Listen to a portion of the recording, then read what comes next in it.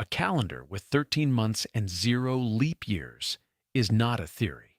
It was operational. For 30 years, inside one of the most systematically organized corporations in American history, the year had 13 months of 28 days each, and the company ran better for it. Rochester, New York, 1928. The Eastman Kodak Company implements a new internal calendar for all administrative operations, payroll, scheduling, quarterly accounting. Every date falls on the same day of the week, every month without exception. The system is clean. It works. It keeps working for 3 decades. The official record calls it the International Fixed Calendar, a rationalization measure, a productivity experiment adopted by a practical company for practical reasons, reform. But then why does the same mathematical structure, 13 months, 28 days each, appear in the proposals of 2 European mathematicians who never collaborated, separated by 53 years and a national border? Why do 3 indigenous cultures on separate land masses with no documented contact all count the year in 13 moons using the same animal as their reference point? And why does the corporation that proved the system worked quietly discontinue it in 1958, in the same decade that international standardization pressure peaked, with no press release, no archived explanation, and no public record of the reasoning? The official history of timekeeping calls all of this coincidence, reform. Let's go back to where the pattern first shows itself, not in a boardroom, not in a library, on the back of an animal that was already ancient when the first human looked up at the moon. Hold a turtle shell in 2 hands. The central section carries 13 large scutes, the distinct plates that form the visible architecture of the carapace. The outer ring carries 28 smaller scutes bordering the perimeter. This is not a counting system anyone designed. It is the physical structure of the animal documented in biology textbooks.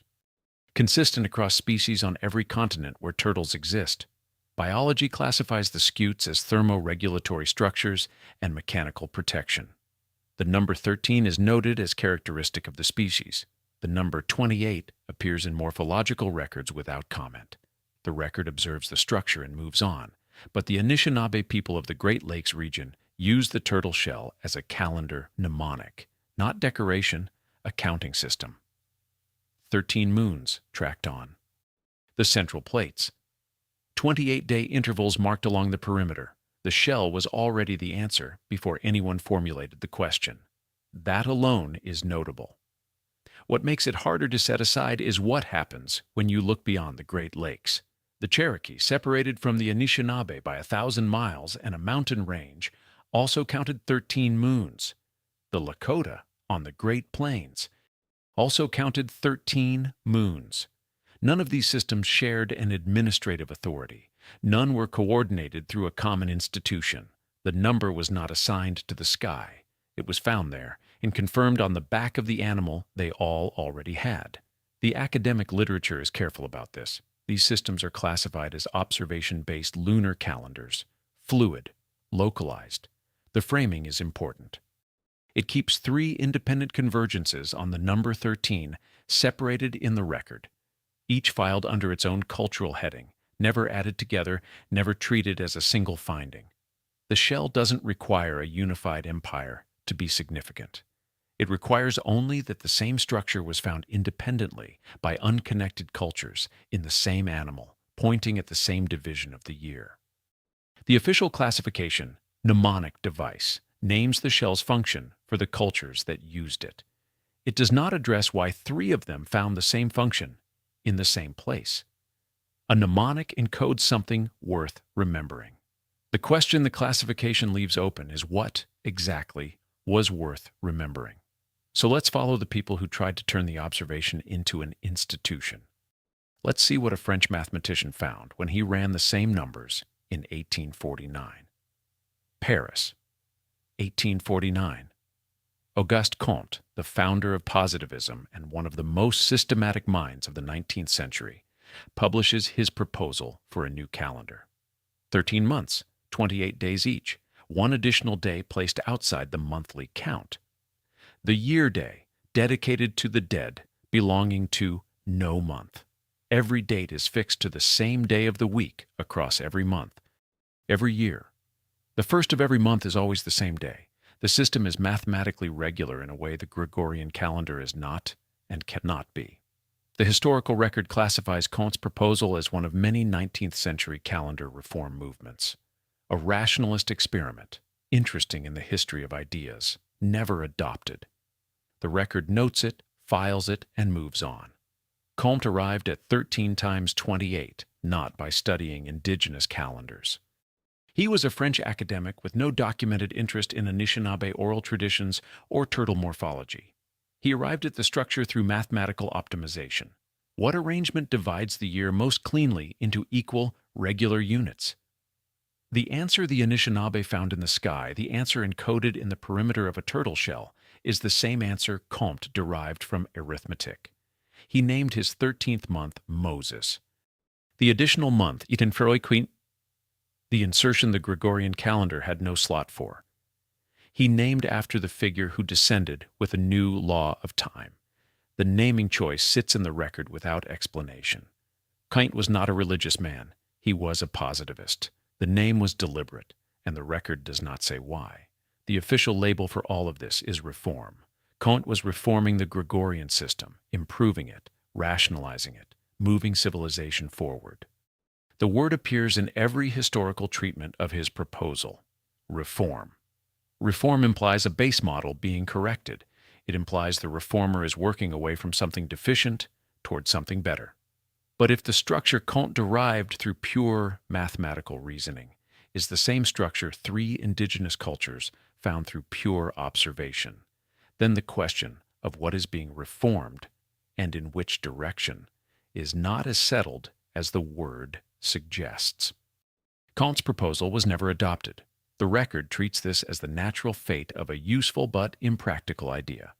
Now let's track what happens 53 years later when another mathematician in another country runs the same derivation and gets the same result.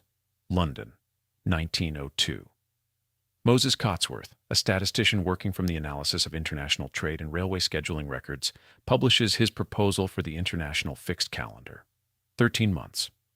28 days each, one extra day, Sul, placed between June and July, belonging to no month. Every date fixed, every month beginning on Sunday. Cotsworth had not arrived at this structure through Comte. He arrived at it through the examination of administrative inefficiency. The irregular month lengths of the Gregorian calendar created compounding errors in commercial record keeping. What structure would eliminate those errors? The answer, derived from international trade data, is 13 months of 28 days. The historical record classifies the international fixed calendar as an ambitious but ultimately unsuccessful calendar reform movement. Cotsworth lobbied the League of Nations. He presented to international bodies across multiple decades. The proposal was studied, considered, and declined. The record notes the effort without examining the reasoning behind the rejection. Two mathematicians. One French, one British, 53 years apart. Different starting materials. Positivist philosophy on one side, railway statistics on the other, no documented collaboration, both reaching 13 times 28. Comte named his 13th month Moses. Cotsworth named his soul after the sun. Different symbolic registers, one drawn from law, one from astronomy. The names were not coordinated. The structure underneath them was identical.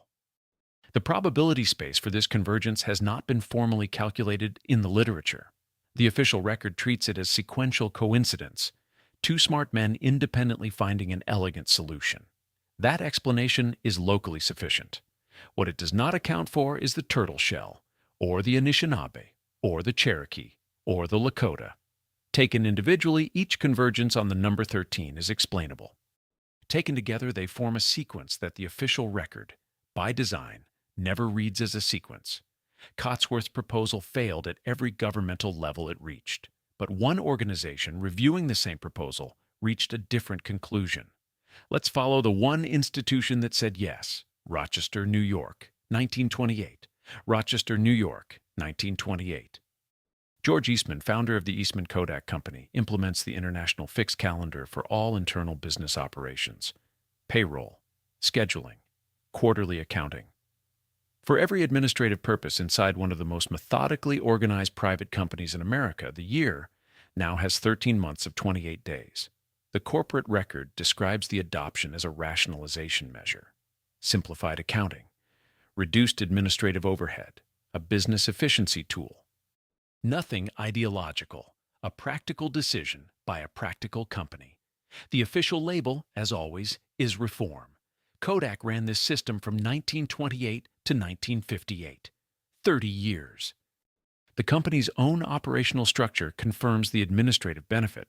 Quarterly reports aligned cleanly, payroll calculations standardized, scheduling anomalies reduced. The system that two mathematicians proposed and no government would adopt was, inside one of America's largest employers, quietly working. George Eastman died in 1932, 6 years after implementation. The leadership team that inherited the calendar had not chosen it. They had received it. They ran it for 26 more years. 26 years is not a trial period. It is not an experiment being evaluated. It is a functioning administrative system across 2.5 decades inside an organization famous for precision measurement. And then, in 1958, Kodak discontinued it, returned to the Gregorian calendar. The public record contains no press release explaining the decision. No internal memo explaining the reasoning has entered the available archive. The official record classifies the discontinuation as the end of a lapsed experiment. The calendar reform histories note the date and move on. A system that had worked for 30 years, inside a company that kept records of everything, ends, and the record of why it ended is not in the record. That absence sits in the archive the same way all the other absences in this investigation sit, classified, noted without comment, and moved past. What changed in 1958 is a question the record does not answer. Let's set that question aside for now and look at what else was happening in the same historical window, not inside Kodak, but across the institutions that were deciding what the rest of the world would remember about time. The same decades that produced Comte's calendar in 1849 and Cotsworth's in 1902 also produced something else: the global administrative enforcement of the Gregorian system, not its invention. The Gregorian calendar had existed since 1582. Its standardization, its installation as the compulsory framework for international trade, railway scheduling, colonial administration, and diplomatic correspondence across nation after nation in the late 19th and early 20th centuries. The official record calls this the natural consequence of globalization. As commerce became international, a universal calendar became necessary. The Gregorian system won because it was already dominant. The record calls it progress. In the same window, banking and industrial families began funding educational reform movements across Western nations. They funded the creation of standardized history curricula. They funded teacher training programs. They funded research into what the record calls scientific education methods. The official record treats education funding and calendar standardization as unconnected developments in adjacent disciplines. One commercial, one philanthropic, sharing only a time period. Also in the same window, World's Fair structures appear in American and European cities, grand, domed, built with apparent permanence, then classified as temporary and demolished. The orphan trains run from 1854 to 1929, relocating hundreds of thousands of urban children across the continent. Each event has its own official explanation. The record does not read them together, pick any thread, and the official explanation is locally sufficient. Banking families funding education, civic philanthropy. Calendar standardization, commercial necessity. World's Fair structures demolished, temporary by original design. Orphan trains, social welfare reform. Each explanation closes its own question. What no explanation accounts for is the timing, the compression of all of these changes into the same narrow historical window, moving in the same direction, producing the same outcome: a world more standardized, more legible, more administratively uniform than the one that preceded it. The official word for this entire window is progress, and progress, like reform, is a word that converts a series of choices into an inevitability. Now let's look at what was actually in use in the territory, the maps, called Tartaria. Because what the archaeological record shows there is not what the theory expects, and that makes the turtle shell harder to explain, not easier. The steppe, pre-1800. The Turkic and Mongol peoples of Central Asia, the populations inhabiting the vast territories labeled on European maps as Tartaria, Russian Tartary, Chinese Tartary, Independent Tartary, used a timekeeping system called the mushal, or the Tengrian calendar. 12 years, each named for an animal: mouse, leopard, snake, horse. The cycle derived from observation of Jupiter's orbital period, 11.86 years, rounded to 12.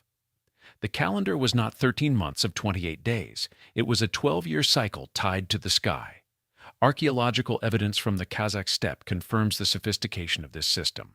Stone structures, the barrows with mustache as they are described in the excavation literature, were built to track the sun's precise position during solstices and equinoxes. The alignments are measurable. The official record classifies these as cultural monuments, well documented, not disputed. The Tartarian calendar theory claims the 13-month, 28-day system as the calendar of this civilization. But the documented calendar of Central Asia was a 12-year Jupiter cycle, not a 13-month solar grid. The theory imports a 19th-century Western mathematical ideal and projects it onto an Eastern history that used a different and equally sophisticated system. This matters for a specific reason. The Tengrian calendar was built outward from astronomical observation, from Jupiter's actual orbit, from the sun's actual position at solstice. The stone structures on the Kazakh steppe were instruments of calibration, adjusted to the sky. A zero leap year system fixed to a 364-day grid is the opposite of that. It is a mathematical abstraction that ignores what the sky actually does. So the question the Tartarian calendar theory cannot answer from its own evidence is this: if the 1328 structure was the calendar of Central Asian civilization, why does the only actual archaeological record from that civilization point at something built on entirely different principles? And if the 1328 structure did not originate in Central Asia, if it was not the Tartarian calendar at all, then where did it originate? The turtle shell predates the argument. The indigenous convergences predate the argument. Two Western mathematicians derived the structure independently and called it reform. Let's run the numbers on the system itself, not what the theory claims. What the mathematics says about a calendar with 13 months, 28 days, and no leap year correction. The synodic month, the actual time between two new moons, is 29.53 days. Not 28. The difference is 1.53 days per month across 13 months. That accumulates to 19.89 days of drift per year. Within a single year running on a 28-day calendar, the new moon shifts from the first day of the month to nearly the 20th. By the end of the year, a calendar designed to track the moon is off by 3 weeks. Historical lunar calendars resolved this. The Islamic calendar uses months of 29 and 30 days alternating. The Hebrew calendar adds a 13th month periodically to keep the solar and lunar cycles in proximity. Both systems perform what is called intercalation, deliberate correction to prevent drift. Both sacrifice mathematical regularity to maintain astronomical accuracy. The 28-day system makes no such correction. This is not disputed. Calendar historians classify it as the fundamental problem with any fixed 28-day structure. It cannot track the moon. What they do not address is the counter-argument the theory supplies, which is that the calendar was never designed to track the moon. It was designed to track something else. The argument is this: the 28-day cycle corresponds to the human menstrual cycle. The calendar's alignment was not astronomical, but physiological, calibrated to the body, not the sky. 13 cycles of 28 days is the biological year. The claim is not that the calendar tracked the moon. The claim is that it tracked the human body, and that the body was considered the more fundamental reference. That argument is not verifiable from any source in this investigation. What is verifiable is this: the history of calendar design, across every system in the written record, is organized around the sun, the moon, and the stars. The body appears nowhere in that record as a calibration reference. The absence is complete. The history of timekeeping has no tradition of saying, we chose this interval because it matches what the body does. Why not is a question the record has not been organized to ask, and the seasonal drift compounds the problem further.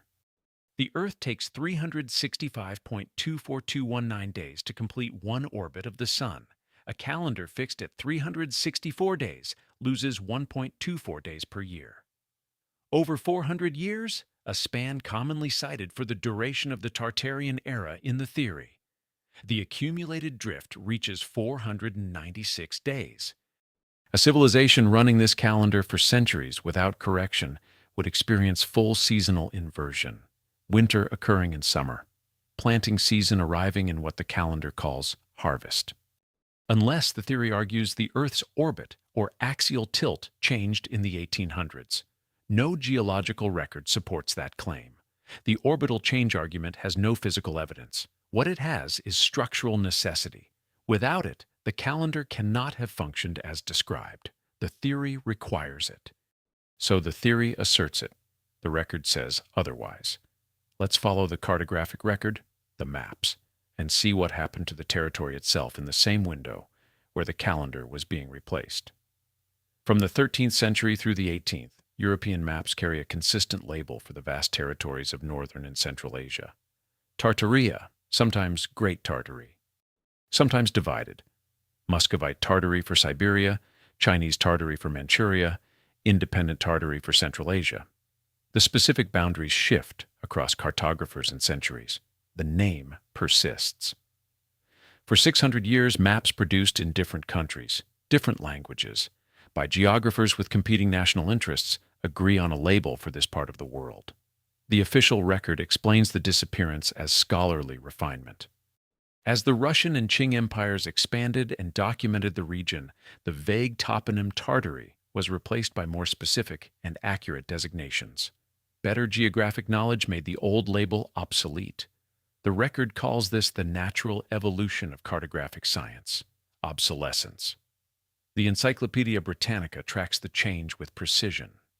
In its 1771 edition, Tartaria appears extensively, described as a vast region with detailed maps showing its extent across northern Asia.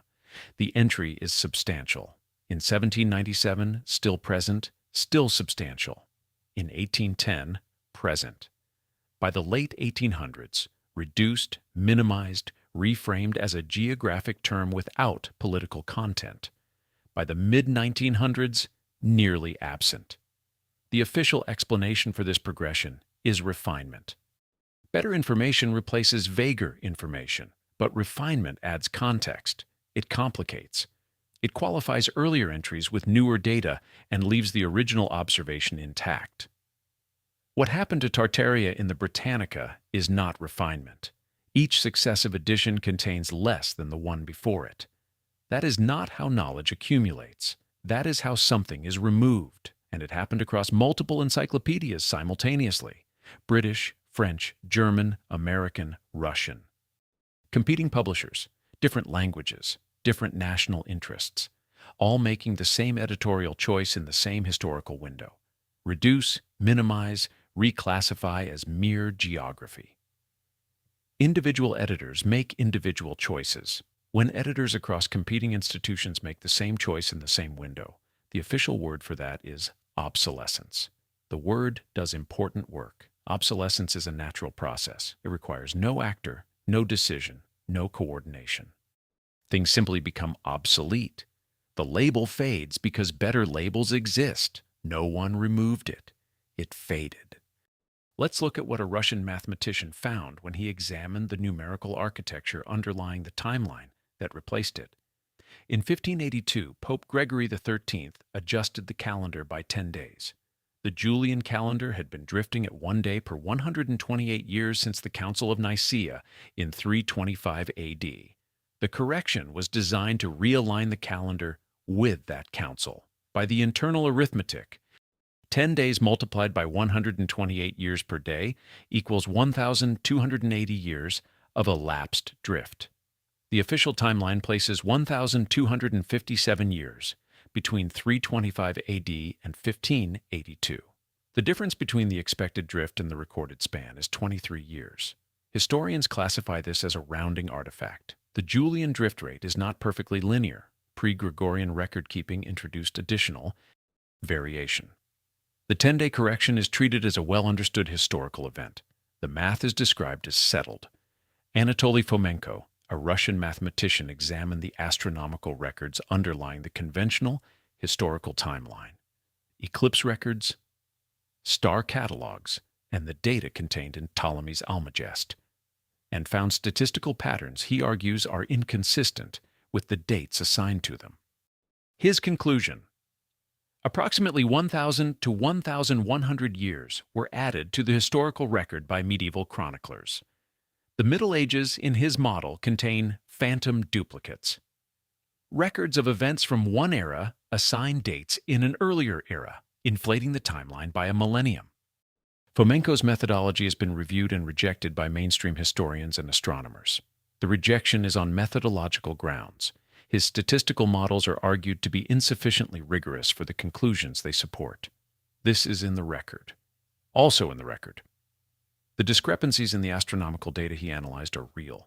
The debates about specific dates in Ptolemy's Almagest have not been fully resolved within academic literature. The 23-year gap in the Gregorian correction arithmetic has a standard explanation, and the standard explanation is accepted. Whether it is the only possible explanation has not been formally established. Fomenko's conclusions are not adopted here. What his work surfaces is a prior question, one that sits underneath the methodology debate.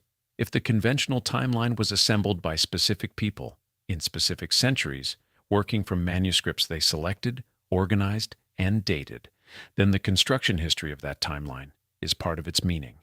A timeline is not discovered, it is built.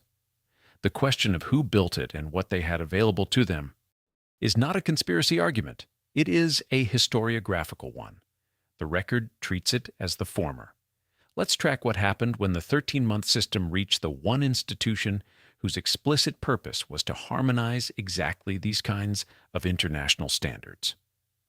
In the 1920s and early 1930s, Moses Cotsworth brought the International Fixed Calendar to the League of Nations, an international body, one whose explicit institutional purpose was the harmonization of global standards across member nations, considered a calendar proposal that had already been demonstrated as operationally functional inside a major corporation. The proposal was studied, committees were formed, it was declined. The official record describes the rejection as a practical decision. The disruption to global financial systems, religious calendars, and national administrative frameworks would have been prohibitive. The Gregorian system was entrenched. Transition costs would exceed benefits, rational, practical, final. The League of Nations in this same period was harmonizing dozens of other international systems, weights and measures, maritime law, labor standards, postal conventions. In each of those cases, the disruption argument was examined and overcome because the benefit was judged sufficient. The League's function was to absorb transition costs in service of standardization. It did this repeatedly. The calendar was the exception. The asymmetry between those judgments, harmonize everything except time itself, does not appear as a question in the official record. The rejection of the calendar proposal is classified as a practical decision filed alongside the other committee proceedings, and not distinguished from them. Whether Kodak's 30-year operational proof of concept was presented to the League's calendar committees is not in the available record. A functioning demonstration of the system, one that had eliminated the administrative irregularities Cotsworth's proposal was designed to solve, was running simultaneously in Rochester.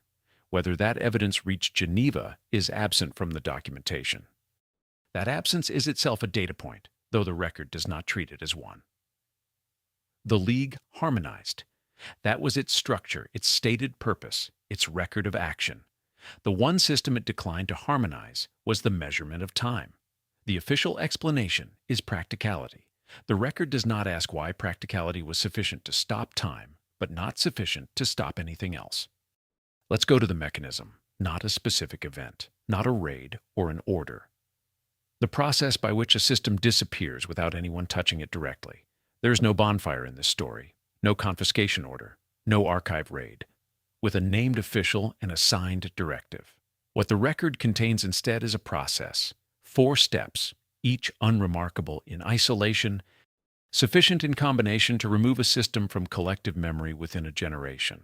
The first step is control of the sources, not destruction. That is too visible. Acquisition, classification, restriction of access, private collections purchased, placed in institutions where only researchers with approved methodologies may study them. The material is present. It is simply not reachable by the wrong questions. The second step is control of interpretation. Academic departments enforce methodological orthodoxy. Deviation from approved interpretive frameworks carries professional consequences. Not overt censorship, but the quiet denial of tenure, the rejection of grant applications, the exclusion from publication. Researchers learn, without being told, what conclusions are professionally survivable. The third step is control of the narrative. The same families who funded the banking infrastructure of the 19th century also funded publishing houses, endowed university chairs, established the foundations that determined which research received support. The appearance of independent scholarship is maintained. The conclusions that scholarship reaches are not random. The record calls this philanthropy. The fourth step is to wait. Within a generation, the new framework is the only framework. The alternative explanations are not suppressed. They are simply not present in the places where knowledge is formed and transmitted. The questions stop being asked not because they are forbidden, but because the institutional landscape no longer contains a path toward asking them. What this process does not require is a conspiracy in the traditional sense. No meeting in a sealed room, no signed agreement, no uniforms. When the same institutions fund, universities, publishing houses, museums, and research foundations, when they set the criteria that determine what research receives support, the system produces the desired outcomes without requiring explicit coordination. The architecture is sufficient. The water flows where the terrain directs it. The calendar did not need to be burned. It needed only to be unrewarded, to be classified as a failed reform, to be filed under obsolescence, and then, within a generation, to have no one working in the institutions that produce historical knowledge asking why it failed, what it was, or whether the word failed was accurate.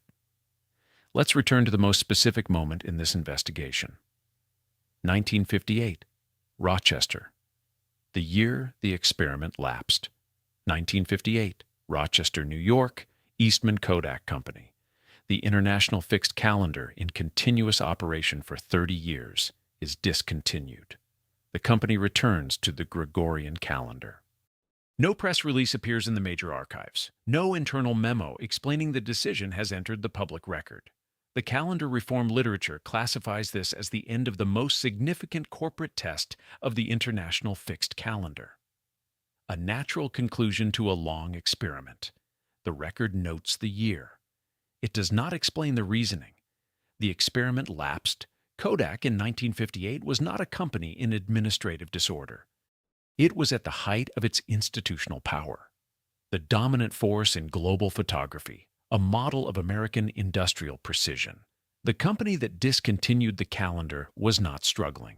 It was not simplifying operations under duress. It was capable, organized, and at peak function. A capable company discontinued a functional system. The record offers no explanation for why. The broader context of that year.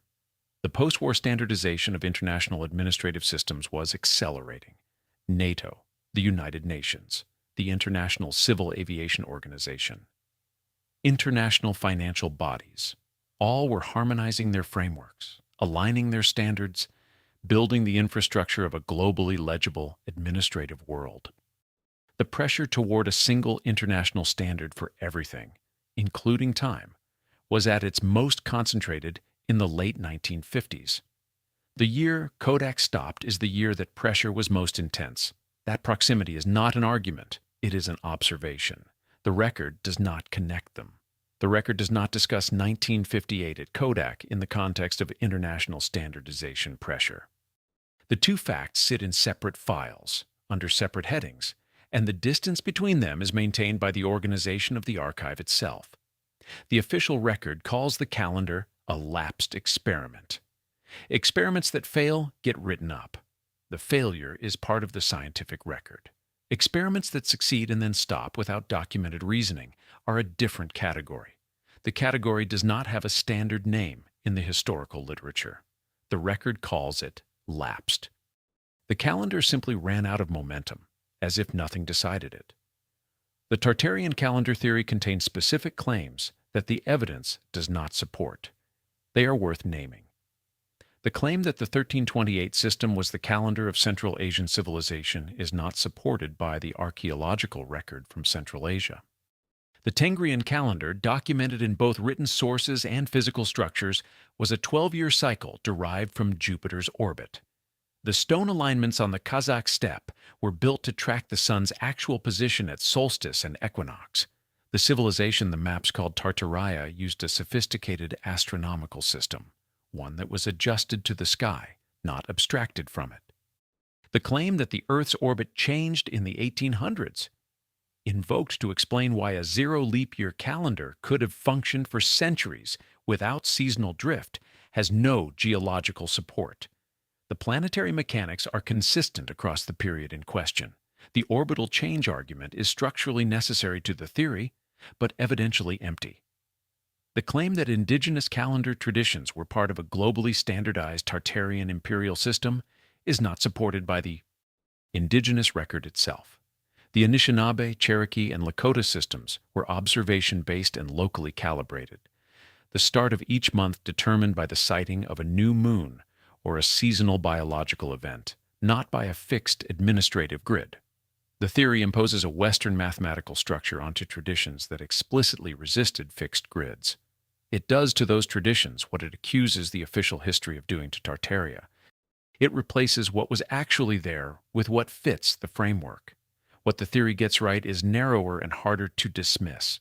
The convergence on 13 and 28 across independent systems, biological, observational, mathematical, is real. The turtle shell is real. The parallel derivations by Comte and Cotsworth are real. The 30 years at Kodak are real. The synchronized reduction of Tartaria from encyclopedias across competing publishers in the same historical window is real. The absence in the 1958 archive is real. These are not connected by any official document. The official record does not read them as a sequence. What the theory does, badly. With invented evidence filling the gaps, is ask whether they should be read as a sequence. That question does not require the invented evidence. It survives the removal of everything the theory gets wrong. The turtle shell survives. It is in museum collections, in biology textbooks, in tide pools and ponds on every continent where turtles live. The 13 central scutes and the 28 perimeter scutes exist independently of any argument about them. No institution controls the animal. No archive contains it. It predates the argument by 200 million years. The early editions of the Encyclopaedia Britannica survive in digital archives. The 1771 entry, the 1797 entry, the 1810 entry, they are present, accessible, and legible. The reduction across subsequent editions is visible to anyone who looks at them in sequence. The official explanation is obsolescence. The sequence is available to read. Cotsworth's proposal is in the public domain. Comte's positivist calendar is in the public domain. The existence of the international fixed calendar and Kodak's adoption of it from 1928 to 1958 is documented in calendar reform histories. The stone alignments in Kazakhstan are documented in archaeological journals. The Tengrian calendar is documented in both historical and anthropological literature. None of this is suppressed. It is present, accessible, and not connected by any official document. The connection, if it is real, runs underneath the record. It runs through the shape of the numbers, 13 and 28 appearing in a turtle shell, in 3 indigenous traditions, in 2 independent mathematical derivations, in one 30-year corporate operation. It runs through the word reform, used in every official treatment of every attempt to implement the structure. It runs through the silence in 1958, where a reason should be and isn't. The official history of timekeeping is a history of reform. Every calendar that has ever replaced another is described as a reform, a correction, a rationalization, a step forward. What that history does not contain is a calendar described as a recovery, a rediscovery, a return to something that was already known. The word reform requires that what came before was deficient. It requires a direction. From worse toward better. From past toward future. But if the structure was found in the sky and found in the body, and found independently by cultures that never met, and derived independently by mathematicians working from different materials, then the word for what happened to it may not be reform. The record has not supplied another word. The archive, in 1958, went quiet without explanation. I've given you the pieces. The turtle exists. The archive exists. The silence exists. Whether the pattern they form is a sequence or a coincidence is not a question I can answer. It's a question the record was not organized to ask. Whether you find that strange is something only you can decide. The official history calls it a lapsed experiment. I notice that lapsed experiments don't usually leave this many independent structures pointing in the same direction before they disappear. This completes the full script. Total estimated word count, approximately 8,900 words across intro, 14 sections, and outro. Phase 5 is complete. The script is ready for Phase 6, comprehensive review, repetition check, and revision. Your call on how to proceed, full audit in chat, or targeted review of specific sections first.